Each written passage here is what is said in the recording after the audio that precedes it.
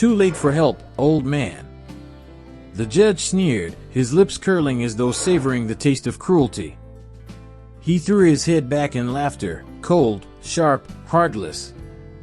The sound ricocheted through the polished courtroom like chains snapping, echoing against the mahogany panels, rattling chandeliers, making the old man's heart sink deeper with every note. The elderly man standing before him trembled. His hat shook in one frail hand, his phone clutched in the other like a lifeline he was about to lose. His knees bent as though the weight of years, and now injustice, was pressing down on his spine. His voice cracked as he pleaded, each syllable raw, drenched in desperation. I'm begging you, sir. All I want is a fair chance. This land has been in my family for 3 generations. Please, don't take it away. His words quivered, fragile but fierce with truth.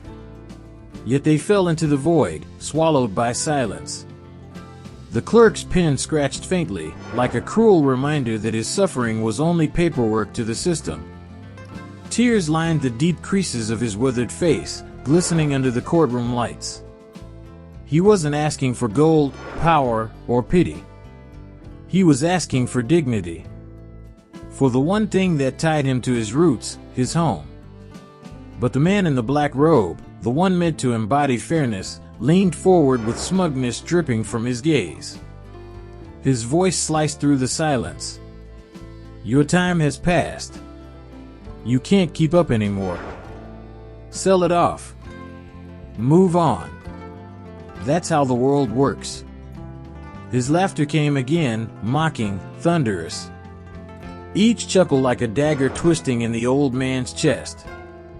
The veteran's shoulders slumped. He had endured drought, loss, and years of backbreaking work. Yet here, under the cold stare of so-called justice, his last ounce of pride was stripped bare. His lips trembled as he whispered into the hollow air. Lord, if you hear me, please, send someone. As though the heavens themselves heard his prayer, the heavy courtroom doors creaked open. The sound sliced through the suffocating silence, pulling every gaze toward the back of the room. Thud. Thud. Thud. Boots struck the marble floor with purpose, each step steady, commanding, unshaken. The air shifted. Conversations hushed. Even the judge's grin faltered ever so slightly. A figure in uniform emerged, medals gleaming faintly on his chest, the weight of battle etched into the hard lines of his face. His posture was tall, unbending, forged in the fire of service. He carried himself not as a man entering a room, but as a storm rolling in, calm, but unstoppable. The old man gasped. His phone slipped from his trembling hand and clattered loudly against the floor, the sound echoing like a signal flare. His lips parted, breath hitching. Son, he whispered, voice breaking. The judge straightened in his chair, his arrogance briefly shaken. The officer strode forward, eyes locked not on the bench, not on the gavel, but on his father. Each step carried years of memories, a boy running barefoot across fields, a father's proud hand on his shoulder, the lessons of resilience, honor, and grit. Reaching the stand, he stood beside the trembling old man, placing a strong, steady hand on his father's frail shoulder. His voice came low, firm, a vow wrapped in words. You're not alone anymore, Dad. The judge cleared his throat, trying to mask unease with authority. And who are you supposed to be? This court doesn't recognize.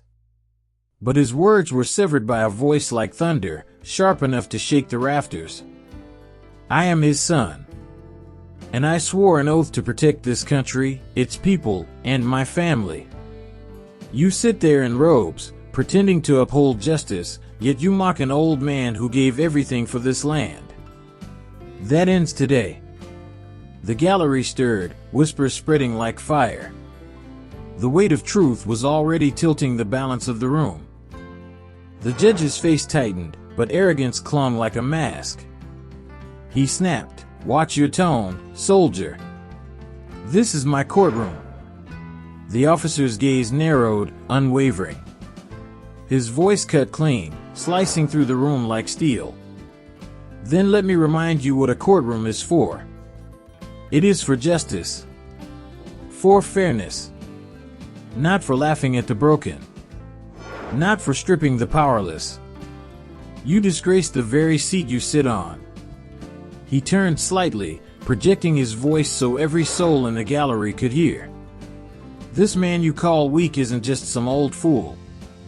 He is a veteran. A father. A man who bled for his land, who worked his hands raw so his children could stand taller than he ever could. And you, he jabbed a finger at the judge, you dare humiliate him? The judge's smirk vanished. His robe, his gavel, his title, suddenly none of it seemed enough to shield him. His power trembled under the weight of truth. The old man's hand clutched his son's arm, his lips trembling. His eyes filled with tears, not of weakness, but of pride. He remembered the boy who once clung to his leg, who once asked him how to be strong. That boy now stood taller than mountains, fighting a battle his father could no longer fight. The officer turned back to the bench, his tone low, controlled, dangerous.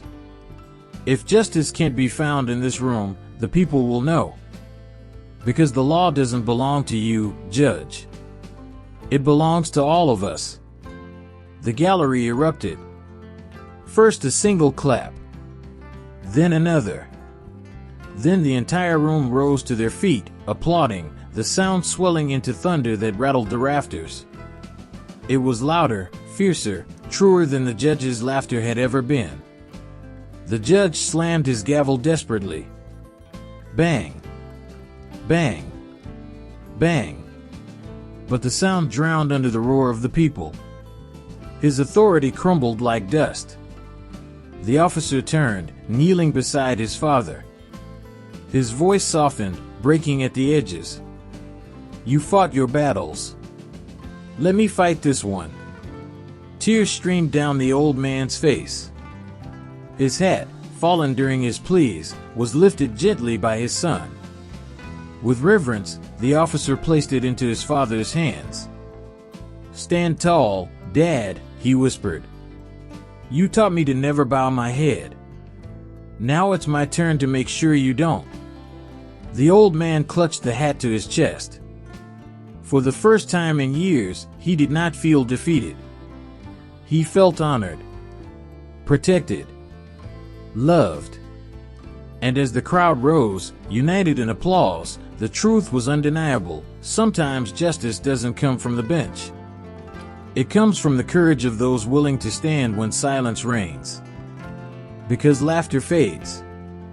Power crumbles. But honor lasts forever.